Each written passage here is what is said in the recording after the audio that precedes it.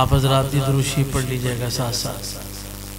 اللہم صلی علی سیدنا و مولانا محمد وعلی آل سیدنا و مولانا محمد وبارک وسلم۔ اللہم صلی علی سیدنا و مولانا محمد وعلی آل سیدنا و مولانا محمد وبارک وسلم۔ الحمدللہ نحمده ونستعینه ونستغفره ونؤمن به ونتوکل علیہ ونعوذ باللہ من شرور انفسنا ومن سیئات اعمالنا من يهده الله فلا مضل له ومن يضلله فلا هادي له ونشهد أن لا إله إلا الله وحده لا شريك له في الخلق والأمر ونشهد أن سيدنا وسندنا وحبيبنا وشفيعنا ومولانا محمدا عبده ورسوله أرسله بالحق بشيرا ونذيرا وداعيا إلى الله بإذنه وسراجا منيرا صلى الله تعالى عليه وعلى آله وأصحابه وأزواجه وذرياته وأهل بيته أجمعين وبارك وسلم تسليما كثيرا كثيرا كثيرا أما بعد فأعوذ بالله من الشيطان الرجيم بسم الله الرحمن الرحيم وإنه لتنزيل رب العالمين نزل به الروح الأمين على قلبك لتكون من المنذرين بلسان عربي مبين وإنه لفي زبر الأولين صدق الله مولانا العظيم وبلغنا رسوله النبي الأمي الكريم ونحن على ذلك لمن الشاهدين والشاكرين والآمنين والحمد لله رب العالمين۔ جتنے بھی حضرات تشریف فرما ہیں پورے ادب کے ساتھ اور پوری محبت کے ساتھ اور خوب ذوق اور شوق کے ساتھ بآواز بلند ایک مرتبہ درود شریف پڑھیں۔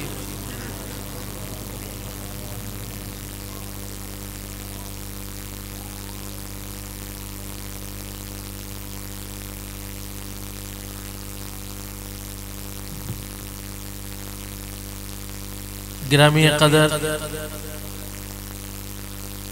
حضرات علماء اکرام، معزز سامعین اور دل و جان سے عزیز اور اللہ تبارک و تعالیٰ کے محبوب عظیم طلباء اکرام، السلام علیکم ورحمۃ اللہ وبرکاتہ۔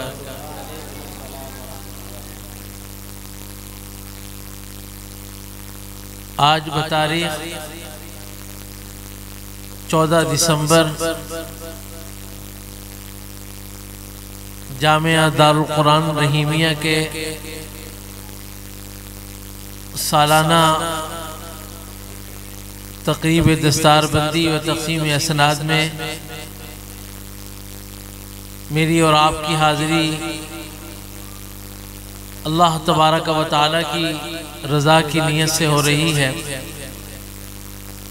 اللہ تبارک و تعالیٰ میرا اور آپ کا یہاں مل بیٹھنا اپنی بارگاہ میں قبول فرمائے۔ مجھے کچھ معروضات آپ حضرات کی خدمت میں پیش کرنی ہے اور اس میں آپ کی توجہ اور آپ کی پوری یکسوئی حاصل کرنا چاہتا ہوں۔ اللہ تبارک و تعالی نے ہمیں جو پیغمبر اور نبی اور رسول عطا فرمائے، وہ نبی اور پیغمبر اور رسول آخری ہیں۔ اللہ کے حبیب پاک صلی اللہ علیہ وسلم کے بعد کوئی اور نبی نہیں آئے گا، اور اللہ نے جو اپنے حبیب پر جو کتاب اتاری وہ کتاب بھی آخری ہے۔ آپ کی کتاب کے بعد کوئی کتاب نہیں آئے گی، اور اللہ کے حبیب کی یہ جو امت ہے یہ آخری امت ہے۔ اس امت کے بعد کوئی اور امت نہیں آئے گی۔ اب یہ تین باتیں ہوئیں کہ اللہ کے حبیب آخری پیغمبر اور اللہ کے حبیب کے بعد کوئی اور پیغمبر، سب بولو آپ کے بعد کوئی نبی اور کوئی رسول نہیں ہے، اور اللہ کے نبی پر جو کتاب اتری قرآن کریم، اس کتاب کے بعد کوئی اور کتاب بھی نہیں ہے، اور اللہ کے نبی کی یہ جو امت ہے، اس امت کے بعد کوئی اور امت بھی نہیں ہے۔ تو اللہ تبارک و تعالی نے اپنے پیغمبر کی کتاب کو اور اپنے پیغمبر کی حدیث کو اور اپنے پیغمبر کی مبارک سنتوں کو، اعمال کو، افعال کو، اخلاق کو، دن و رات کو، صبح شام کو، لیل و نہار کو، جلوت و خلوت کو اللہ تبارک و تعالی نے محفوظ کر دیا، اس لیے کہ اللہ کے حبیب کے بعد کوئی اور پیغمبر نہیں آنا، اور اس پیغمبر کی ایک ایک ادا کو، اس پیغمبر کی زبان سے نکلنے والے ایک ایک قول کو، اور اس پیغمبر کے جسم سے صادر ہونے والے ایک ایک فعل کو، اور اس پیغمبر نے اگر کسی معاملے میں سکوت اختیار کیا، اس کو اللہ نے ہر چیز کو شریعت بھی بنا دیا، اور شریعت بنا کر قیامت تک کے لیے محفوظ بھی فرما دیا۔ اسی اعتبار سے اللہ کے حبیب آخری پیغمبر ہیں، تو آخری پیغمبر کی ہر ادا قیامت تک کے لیے ہے، اور وہ محفوظ ہو گئی۔ اللہ کے نبی پر جو کتاب اتری، وہ کتاب بھی قیامت تک کے لیے محفوظ ہو گئی۔ اللہ کے حبیب صلی اللہ علیہ وسلم کی زبان اقدس سے جو ارشاد نکلا حدیث پاک، وہ بھی قیامت تک کے لیے محفوظ ہو گیا۔ اور اس سارے حفظ کے لیے، قرآن کی حفاظت کے لیے، حدیث کی حفاظت کے لیے، اور اللہ کے نبی کے اعمال کی حفاظت کے لیے، اخلاق کی حفاظت کے لیے، کہ اعمال وہ بعین ہی موجود رہیں جیسا کہ رسول اللہ صلی اللہ علیہ وآلہ وسلم سے صادر ہوئے۔ آپ نے صبح کی تو کیسے کی، آپ نے شام کی تو کیسے کی، آپ نے اگر روزہ رکھا تو کیسے رکھا، اور آپ نے افطاری کی تو کیسے افطاری کی، آپ نے سحری کی تو وہ کیسے کی، آپ اگر سفر میں نکلے تو کیسے نکلے، اور اگر آپ سفر سے واپس آئے تو کیسے تشریف لائے، آپ سواری پر بیٹھ رہے ہیں، سواری سے اتر رہے ہیں، آپ کسی بلند جگہ پر چڑھ رہے ہیں اور بلندی سے اتر رہے ہیں، ہر ایک فعل کو، ہر ایک قول کو اللہ نے محفوظ کر دیا قیامت تک کے لیے۔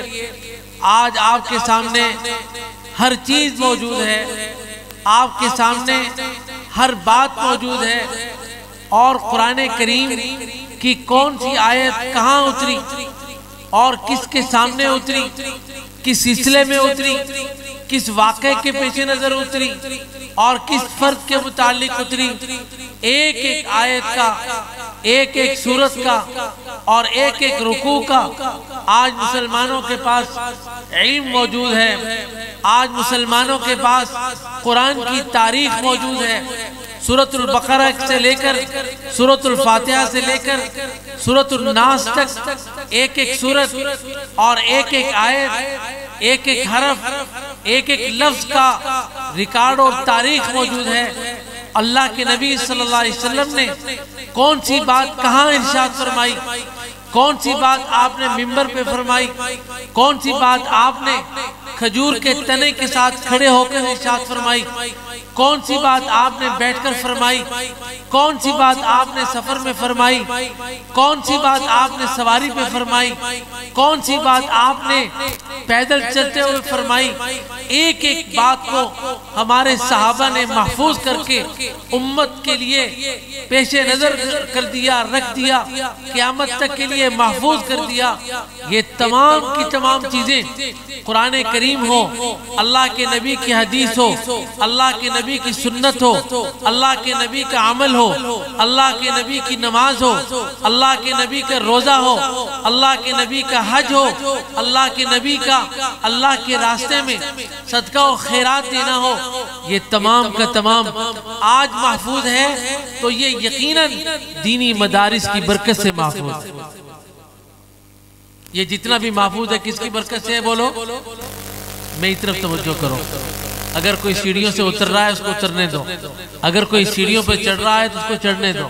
آپ میری طرف توجہ رکھیں، میری بات کو پوری طرح غور سے سنیے گا کہ رسول اللہ صلی اللہ علیہ وسلم کے قول و فعل، اللہ کے نبی کی کتاب، اللہ کے نبی کی سنت، اللہ کے نبی کا سفر، اللہ کے نبی کا حضر، اللہ کے نبی کی ایک ایک جلوت، ایک ایک خلوت آج میرے پاس، آج آپ کے پاس، آج آپ کی مسجد میں، آج آپ کے مدرسے میں، آج آپ کے گھر میں، آج آپ کی دکان میں، آج آپ کے بازار میں، آپ کی مارکیٹ میں، آپ کے قبیلے اور قوم میں، آپ کے شہر و بستی میں اگر اللہ کے نبی کا دین زندہ ہے تو اس دین کے زندہ رہنے کا سبب اللہ نے دینی مدرسے کو بنایا ہے۔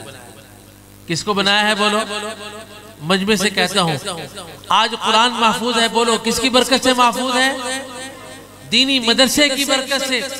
اللہ کے نبی کی حدیث محفوظ ہے کس کی برکت سے بولو؟ میں آپ سے پوچھتا ہوں، لاہور والوں سے پوچھتا ہوں، اس علاقے کے لوگوں سے پوچھتا ہوں کہ آپ کے سکول میں تو انجینئرنگ پڑھائی جا رہی ہے، کالجز میں، یونیورسٹیوں میں انجینئر بنا رہے ہیں، سائنسدان بنا رہے ہیں، ڈاکٹر بنا رہے ہیں۔ ڈاکٹر کی ضرورت ہے اس لیے کہ اگر کوئی بیمار ہو جائے گا تو دوائی کے لیے اس کے پاس جانا ہوگا۔ آپ کو عمارت کی ضرورت ہے، انجینئر کی ضرورت ہوگی، آپ کو معاملات میں ٹیکنالوجی میں ضرورت ہے، سائنسدان کی ضرورت ہوگی۔ یہ ضرورت پوری ہو رہی ہے کالجز سے، یونیورسٹیوں سے، سکولوں سے، لیکن میں آپ سے پوچھتا ہوں کہ اللہ کے نبی پر جو کتاب اتری وہ کتاب کیا آپ کو کسی سکول سے مل رہی ہے؟ کیا وہ قرآن آپ کو کسی کالج سے مل رہا ہے؟ کیا وہ قرآن آپ کو کسی یونیورسٹی سے مل رہا ہے؟ نہیں۔ آج تک پورے پاکستان کی تاریخ میں 14 اگست 1947 سے لے کر آج 14 دسمبر 2024 تک کوئی یونیورسٹی ایسی ہے کہ جس نے قرآن کا ایک حافظ تیار کر کے دیا ہو؟ ایک بھی یونیورسٹی نہیں، پاکستان میں موجود ایک بھی کالج نہیں کہ جس نے ایک بھی قرآن کا حافظ دیا ہو، ایک بھی سکول سرکاری نہیں کہ جس نے ایک بھی قرآن کا حافظ دیا ہو۔ آپ کو مدرسے سے قرآن کا حافظ ملے گا، آپ کو مدرسے سے قرآن کا قاری ملے گا، آپ کو مدرسے سے دین کا عالم ملے گا، آپ کو مدرسے سے مفتی ملے گا۔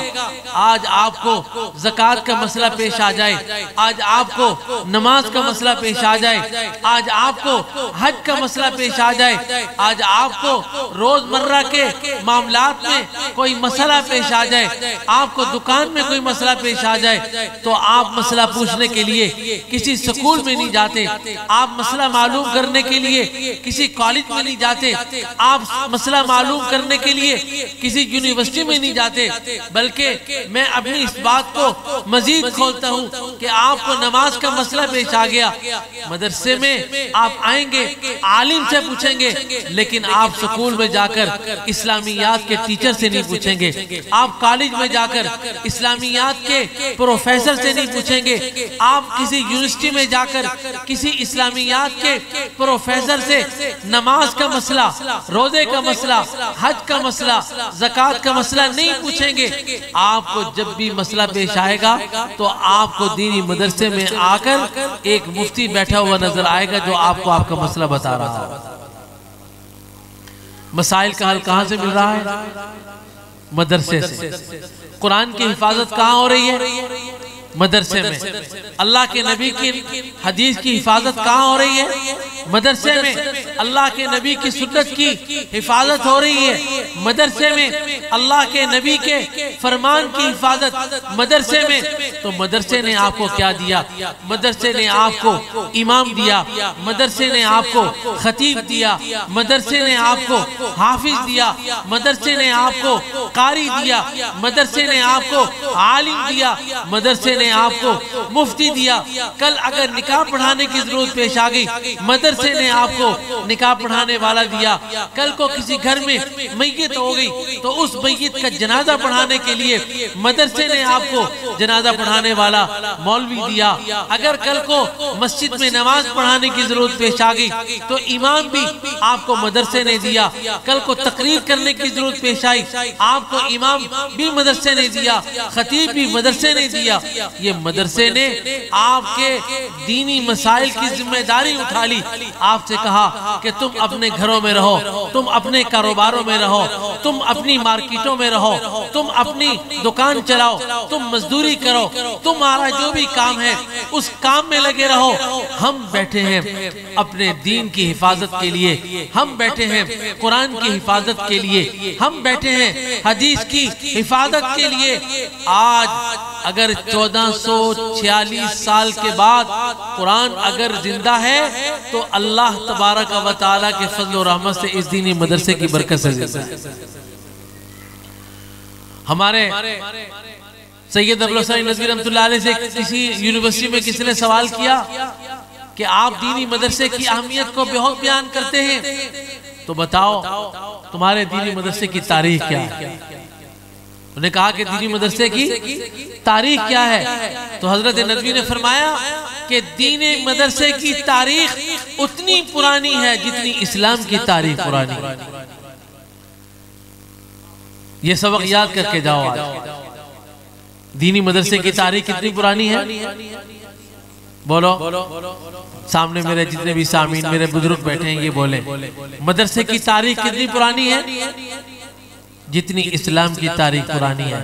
کسی نے کہا کہ مدرسہ کب بنا تو اس کو جواب یہ دیا گیا جس دن قرآن اترنا شروع ہوا اس دن مدرسے کی بنیاد رکھ دی۔ جس دن قرآن اترنا شروع ہوا۔ آپ کہیں گے اس مولوی کا مدرسہ ہے، یہ مدرسے میں بیٹھا ہے، اس کا تعلق مدرسے کے ساتھ ہے، اس لیے مدرسے کی اہمیت کو بیان کر رہا ہے۔ نہیں، ایسا ہرگز نہیں۔ اس بات کی دلیل موجود ہے کہ صحیح بخاری شریف میں روایت ہے کہ رسول اللہ صلی اللہ علیہ وسلم کے گرد کچھ مساکین رہتے تھے، آپ علیہ السلام کے پاس کچھ کھانے کے لیے آ جاتا، آپ ان کو کھلا دیتے، آپ کے پاس لباس آ جاتا، آپ ان کو پہننے کے لیے دے دیتے۔ صحیح بخاری شریف کی حاشیے میں وہاں لکھا ہوا ہے کہ 70 کے قریب صحابہ اکرام ایسے تھے کہ جن کے کھانے پہننے اور ان کی تمام ضروریات کی کفالت حضور نے اپنے ذمہ لی ہوئی تھی۔ یہ ہے مدرسے کی تاریخ کی دلیل۔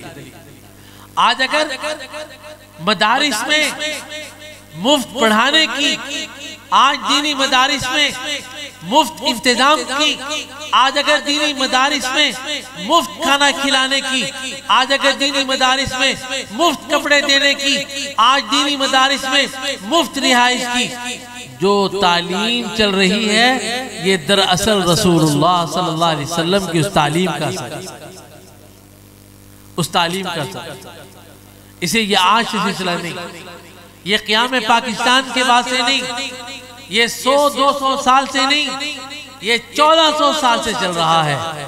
حضور علیہ السلام کے پاس صدقات آتے، آپ ان مساکین میں تقسیم فرما دیتے، آپ کے پاس لباس آتا، آپ ان مساکین میں تقسیم فرما دیتے۔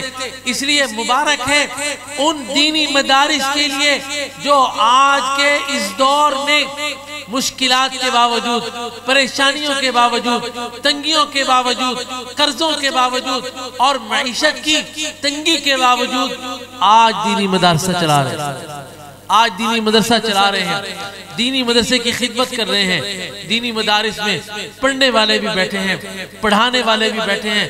دیکھو کہ اس مدرسے میں آج تک آپ آتے رہے، ایک زمانہ تھا کہ یہاں بلڈنگ نہیں بنی ہوئی تھی، آپ بیسمنٹ میں یہاں بیٹھتے رہے، کھلی ہوا میں، کھلی فضا میں، سردی میں بیٹھتے رہے، اور گزشتہ سالوں میں اوپر آپ نے منظر دیکھا کہ آپ اوپر بیٹھے سردی میں چادریں لے کر، جرسیاں لے کر، سردی کا سامان لے کر بیٹھے ہوئے تھے۔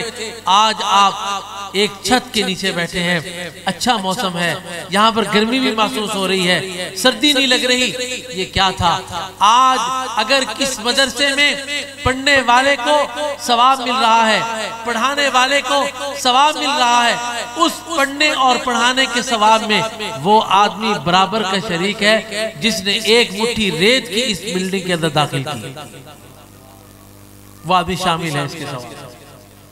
اگر اس درسگاہ سے 1000 قرآن کے حفاظ تیار ہوتے ہیں، اگر اس درسگاہ سے 1000 علماء دین تیار ہوتے ہیں، اس درسگاہ سے اگر مفتیان اکرام تیار ہوتے ہیں، تو ان حفاظ کے، ان قراء کے، ان علماء کے اور ان تمام اہل دین کے اجر و ثواب میں وہ آدمی برابر کا شریک ہے جس نے اس میں سریہ دیا، جس نے اس میں سیمنٹ دیا، جس نے مزدوری کے لیے پیسے دیے، جس نے اس میں ریت کے پیسے دیے، بجری کے پیسے دیے، اور اس میں شٹرنگ کے پیسے دیے، وہ آدمی برابر کا شریک ہے۔ جس نے گندم لا کر دی، وہ آدمی برابر کا شریک ہے۔ جس نے آٹا لا کر دیا، وہ آدمی برابر کا شریک ہے۔ جس نے اس کے بجلی کے بل میں امداد کی، وہ آدمی بھی برابر کا شریک ہے۔ جس نے گیس کے بل میں امداد کی، وہ بھی برابر کا شریک ہے۔ جو قاری صاحب کے پاس آیا کہ قاری صاحب آپ کو کس چیز کی ضرورت ہے، تو قاری صاحب نے فرمایا کہ مجھے اس چیز کی ضرورت ہے۔ اس نے آ کر وہ ضرورت پوری کر دی۔ کوئی ناشتے میں حصہ ڈال گیا، کوئی دوپہر کے کھانے میں حصہ ڈال گیا، کوئی رات کے کھانے میں حصہ ڈال گیا۔ ایک وقت کا بھی اگر کسی طالب علم کو کھانا کھلا دیا، اللہ نے پورے حفظ قرآن کے ثواب میں اس کو برابر کے شریک کر دیا۔ اپنے آپ کو معمولی نہ سمجھو، دینی مدرسے سے محبت کرو، اور دینی مدرسے سے محبت دراصل دین سے محبت کی علامت۔ توجہ میری طرف، دینی مدرسے سے محبت کس کی علامت ہے؟ بولو بھائی، جواب دو۔ دینی مدرسے سے محبت کس چیز کی علامت ہے؟ دین سے محبت کی علامت ہے۔ اور قرآن پڑھنے اور پڑھانے والے طلبہ اور اساتذہ سے محبت قرآن سے محبت کی علامت ہے۔ اور اللہ کے نبی کی حدیث پڑھنے اور پڑھانے والوں سے محبت اللہ کے نبی سے محبت کی علامت ہے۔ اور دین سے محبت دراصل اللہ سے محبت کی علامت ہے۔ اور قرآن سے محبت دراصل اللہ سے محبت کی علامت ہے۔ اور اللہ کے نبی کی حدیث سے محبت اللہ کے نبی سے محبت کی علامت، اور اللہ کے نبی سے محبت دراصل اللہ سے محبت کی علامت۔ اس لیے میں اس بات کو عرض کر رہا ہوں کہ مدرسے سے محبت کرو۔ کس سے محبت کرو بھائی؟ مدرسے سے محبت کرو، مدرسے کی قدر کرو، مدرسے والوں کی قدر کرو۔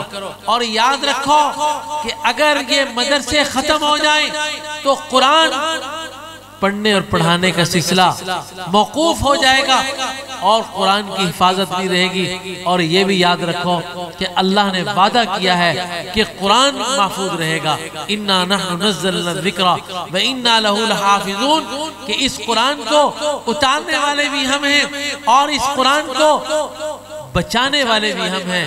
اور ظاہر بات ہے، اللہ تبارک و تعالیٰ نے جب تک دین کو باقی رکھنا ہے، اللہ نے جب تک قرآن کو باقی رکھنا ہے، اللہ نے جب تک حدیث کو باقی رکھنا ہے، تو اس وقت تک مدرسہ بھی محفوظ رہے گا۔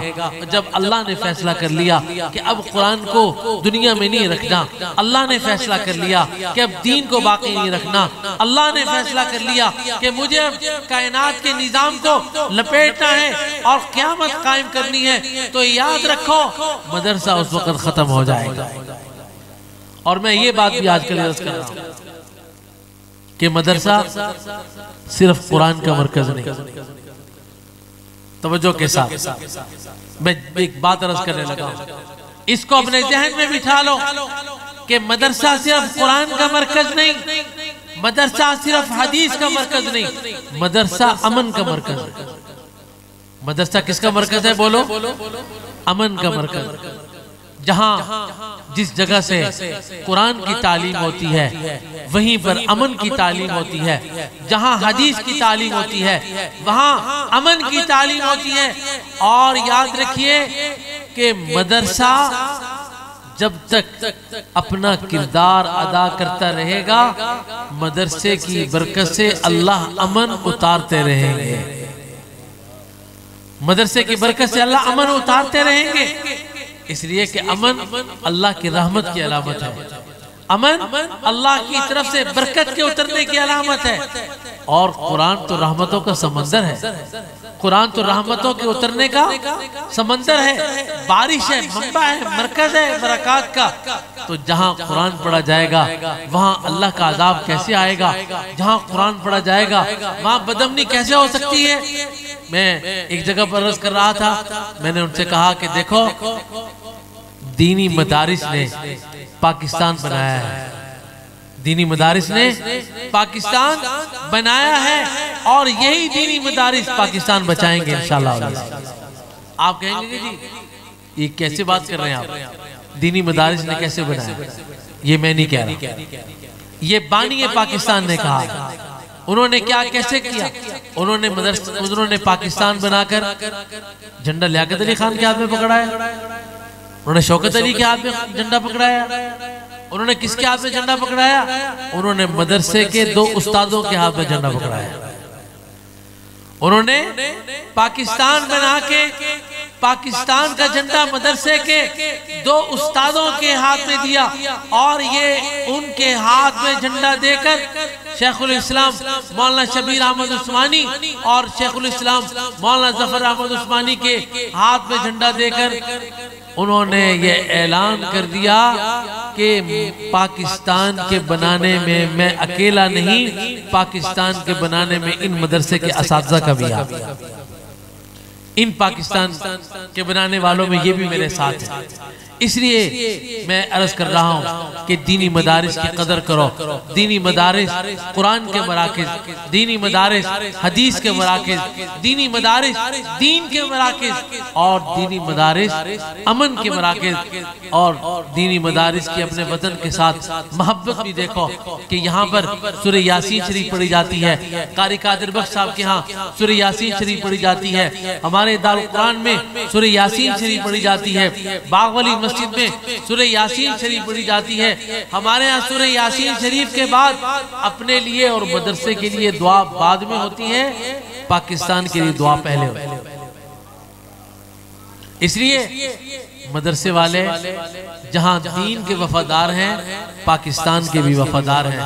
میں اخیر میں بس یہی بات عرض کروں گا کہ جو مدرسے کا معاون ہے وہ اپنے آپ کو خوش قسمت سمجھے، وہ اپنے آپ کو خوش قسمت سمجھے کہ اللہ نے میرے مال کو قرآن کے لیے قبول فرما لیا۔ بھئی کسی کا مال ہوتا ہے افسروں کے لیے، ہمارے ایک دوست ہیں ان کے پاس کافی ساری گاڑیاں ہیں، وہ کہنے لگے میں نے 2 گاڑیاں افسروں کی پھٹیک کے لیے رکھی ہوئی ہیں، بھئی علاقے کے فلاں افسر کا فون آ گیا، ابھی فلاں کا فون آ گیا، چلو بھی گاڑی بھیج دو۔ یہ کون سی گاڑی ہے بھئی؟ یہ پھٹیک والی گاڑی، یہ پھٹیک کی گاڑیاں ہیں۔ بھائی تمہارا مال پھٹیک نہیں، تمہارا مال اللہ کے قرآن پڑھنے پڑھانے والوں پر خرچ ہو رہا ہے۔ اللہ تعالیٰ مجھے اور تمہیں عمل کی توفیق عطا فرمائے۔ وآخر دعوانا